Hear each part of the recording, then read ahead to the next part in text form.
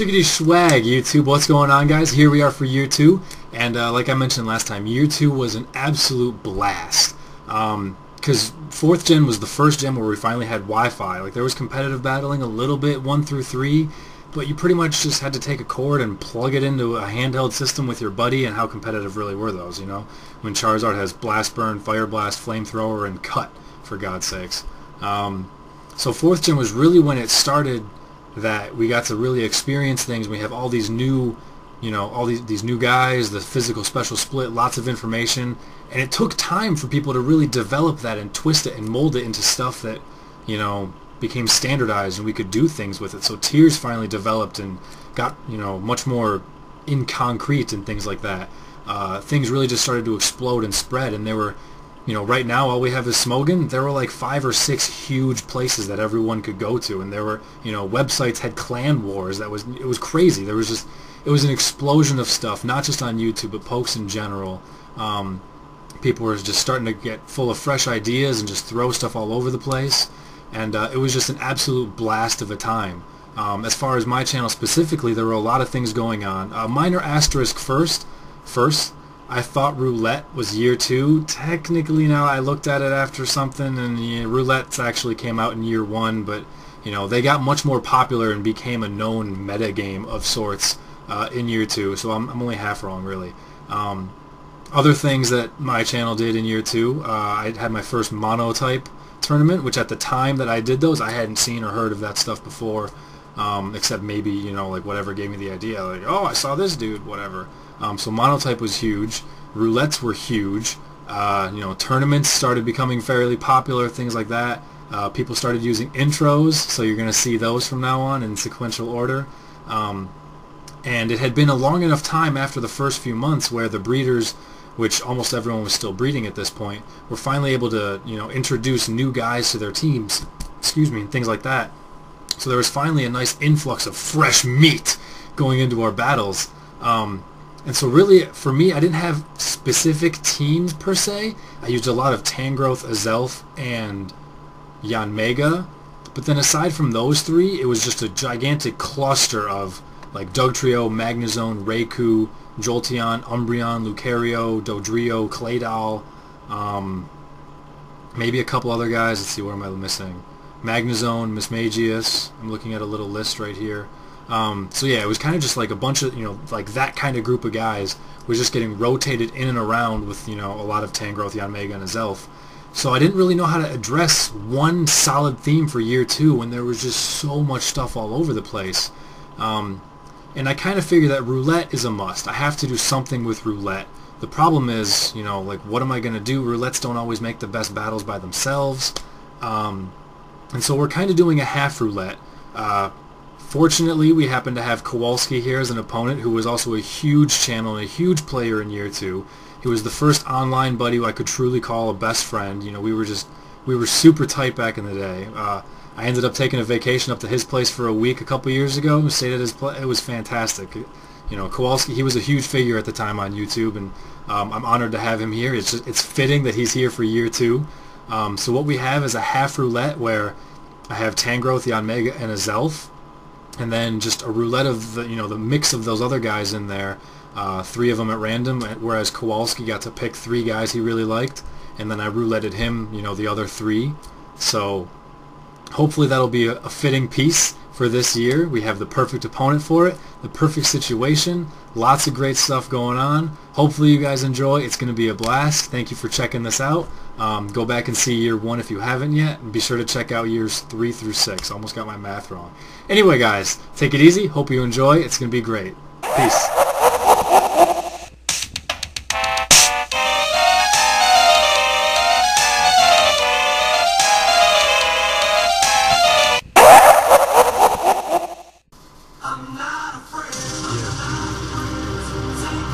It's been a ride.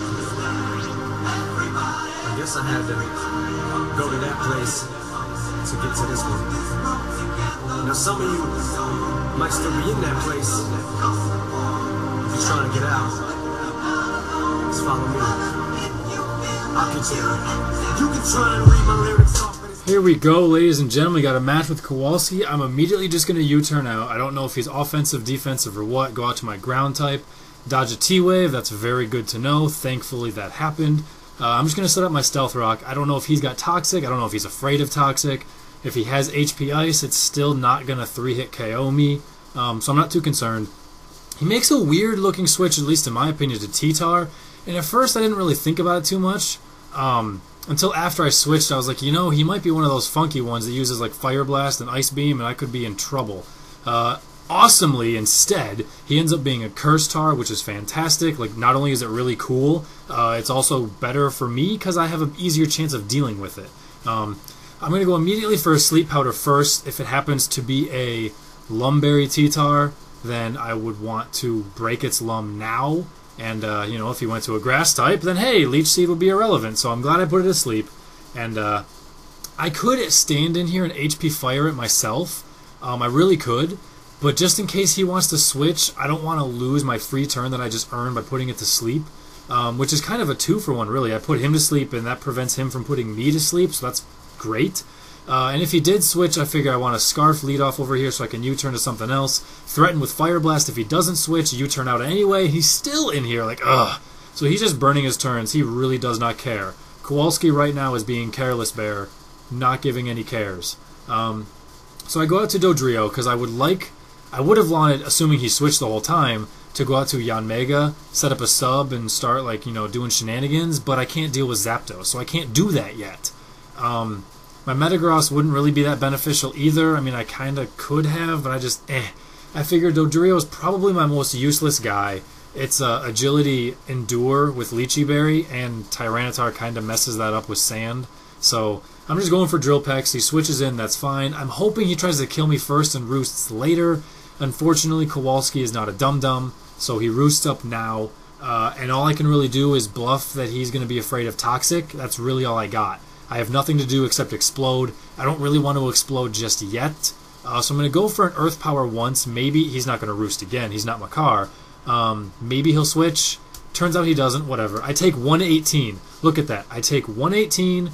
I recover 20. This is important, guys. I go to 222. Nothing really happens there. Now, unfortunately, I can't quite stay in because I have nothing to do. I would like to blow up on this thing eventually. I'm just not ready to do it yet. So I go out to Metagross, hoping I can scare him away. In hindsight, I probably shouldn't have. I thought I would take the hits a little bit better, I guess. I don't really know. But I wanted to throw one Psychic up here first. I am a Mix Metagross in this case. Psychic, Grass Knot, HP Fire. I get fully paralyzed, or I get paralyzed and then fully paralyzed. I really wanted that Psychic off there, get the thing half dead. So now I know I'm paralyzed. I don't think I can live too. I'm going to try and blow up. I can't blow my load in his beak. That's very unfortunate. And now I have to switch. He might switch to HP Ice himself, predicting me to go back to Claydol, but that's just a risk I have to take. I would like to have a chance with Metagross to blow up somewhere else. I don't want to throw him away just yet. It's tough. It's really tough, but that's what I'm going to end up doing. Please don't use HP Ice, Kawalski. Please be a noob. Damn it. That's why you're awesome. Anyway, look at it. If you look at his HP, how much did it deal that time? It did, what, 118 the first time? It did 120 that time. I recover my HP, and I'm at 122. So, by theory, he's going to do 122. I have no choice. I have to blow up. Finally. He did a little bit less, so I guess I was on the higher end. I truly had no idea if it was min damage, max damage, but he did essentially the same damage both times. I had no choice. This Zapdos demolishes me. I have 4 guys weak to Ice. I have nothing faster than it outside of a Zelf, which can't really do anything and doesn't want to get T-Wave or hit. It was just, I had to blow up on it with something. My first one didn't work because of the paralyzation. But looks like he's going to switch out. I think if I were him, I would have tried to roost, knowing that he couldn't switch back in because of Stealth Rock, and I potentially would have U-turned, potentially predicting a switch. So I think I would have gone for it if I was him, but I didn't. So anyway, he brings in a Jirachi, and I just figure, Metagross, this is your time to be fodder. Resist a Body Slam or a Psychic or whatever. And hey, he went for Psychic. Maybe I can survive again. HP Fire would be 140. He is Steel-type and resists Explosion, but in 4th Gen, Explosion halves defense, so it's still 250 base power, essentially. It's just going to be better. He's Choice Specs, so he went for it. It didn't work out, and I get to explode in his face. So my worthless Metagross that was left in there to die Ended up taking something down, so that's really awesome. I didn't know it was Specs until later. He told me that after. I was assuming it was Scarf. I was very happy to get it gone. Anyway, I knew that Llanowar being Scarf would just be a great thing to lead into. I thought he might have gone to his 6th, which I wouldn't have known what it is yet, or even his 5th. And if it was T-Tar, that's fine. I can U-turn out. I know it's not going to have Pursuit because it's a Curse user. It would have Payback if anything. I knew Avalanche was coming in that turn, but I know Tangrowth can freaking take it with less than half unless he crits, so I took more than half. That really sucks. I didn't want to go to Yanmega, obviously, because of the Avalanche. And again, I knew I would take like 40% from the Avalanche. I wasn't concerned. But because I took so much, I'm forced to use Grass Knot here. Otherwise, I probably would have used Leech Seed. But I'm forced to use Grass Knot. That actually did a lot more to Hitmonchan than I thought. He needs to get back to the boxing ring. Apparently, he's really fat. That did a lot of damage. I know he's got a good base special defense. No investment, I'm sure. It's probably Scarfed. And that's what I'm banking. That's what I'm banking on right now. If he's Scarfed, Llanowar Elf will be okay. If he's Banded or Life Orb, this might lose me the game. This switch to Llanowar. He's obviously going to go Ice Punch, considering I have Llanowar Elf and then 3 people weak to Ice. Granted, he hasn't seen Yanmega yet, but it's weak to Ice, so I can't switch it in. So just don't be Banded. That's really all I can go. It ends up being Choice Scarf. There's no Life Orb there. Well, I guess I don't know for a fact it's Scarf, but that's just the assumption.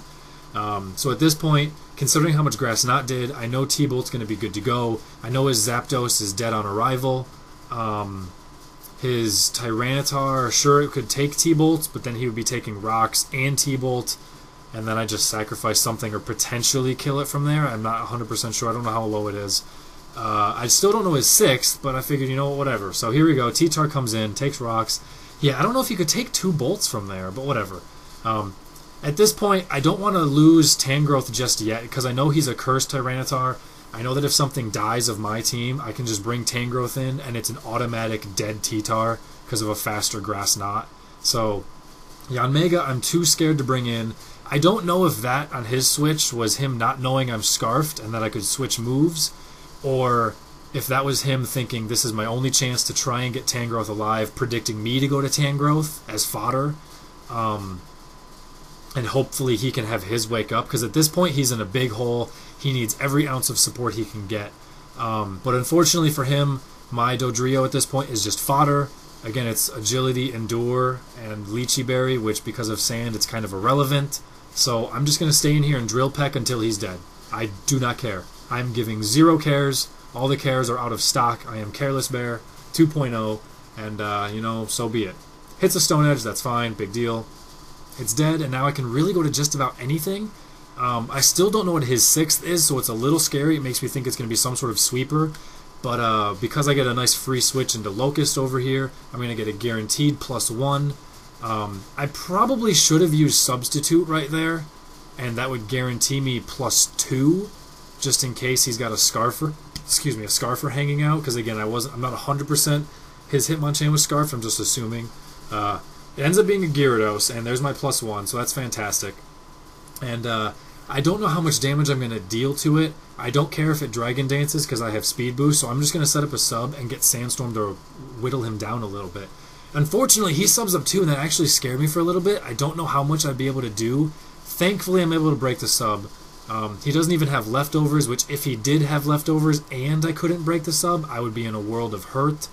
But neither one of those is the case. So I am a sub-reversal Yanmega. Again, of course he has T-Tar when I have freaking sub-reversal, Endure, Agility, Endure, Lychee. This guy has Lychee Berry.